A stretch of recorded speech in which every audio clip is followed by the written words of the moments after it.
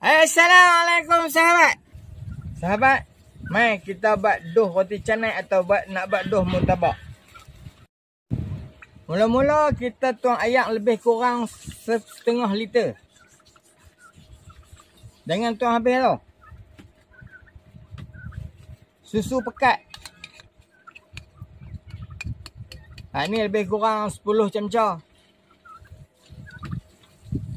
Telur 1 biji atau 2 biji. Garam setengah sudu. Pelanta yang Pak Su dah cayak dah. Kemudian kita kacau. Bagi dia sebati. Kemudian Pak Su guna kilo tepung. Tapi jangan perhabis tau. Bubuh lah agak-agak 700 gram lah. Gol tepung ni bagi dia sebati tau. Jangan bagi dia lembek. Kita gol sampai jadi ketui tau. Macam ni tau. Ni Pak Su tak pakai sarung tangan ni. Pak Su buat makan untuk sendiri punya. Hak jagat sopi tu. Jangan mulut-mulut tau. Kita gol tepung ni sampai dia masak. Kita nak tahu kata dia masak. Tepung ni dia akan jadi lincin kat luar ni. Bila dah jadi dia sebati macam ni, kita ambil tepung sikit. Tepung ni kita tebuk macam ni. Supaya tepung ni dia jadi masak. Bila tepung ni kita uli dah masak, kita biar dah dalam 5 ke 10 minit ke 20 minit. Saat lagi kita buat doh dia tu. Bulat-bulat tu kan, macam roti canai tu kan.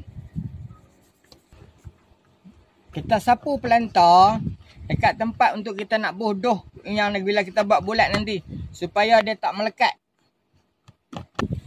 Bila doh kita ni, kita dah biar agak 10 minit, 15 minit. Mari kita buat bulat pula.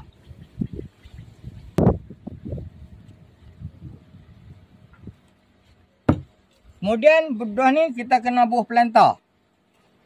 Ni kita sapu pelanta. Siap dah. Sekali lagi kita buat murtabak pula. Okey sahabat. Mari kita masak inti dia. Ni Pak Su guna 2 sendok atau 3 sendok. Inti yang kita masak tadi ni. Lepas tu telur lebih kurang 2 biji. Kemudian kita timbuk dia. Pak Su suka masak inti dia dulu. Ada setengah orang dia tak kulit dia. Lepas tu dia terus bubuh inti. Pak Su masak inti dia dulu. Ni lah legend. Orang dulu-dulu buat murtabak semua macam ni. Okey sahabat. Mari kita buat kulit pada murtabak.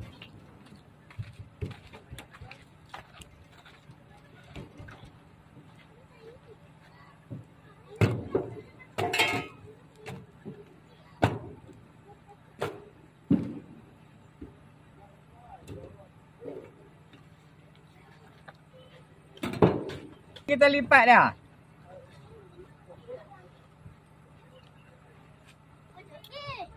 Masya Allah. Taruh minyak isi sama dia. Okey sahabat. Bermanfaat. Jangan lupa tahu. Follow, like, comment and share.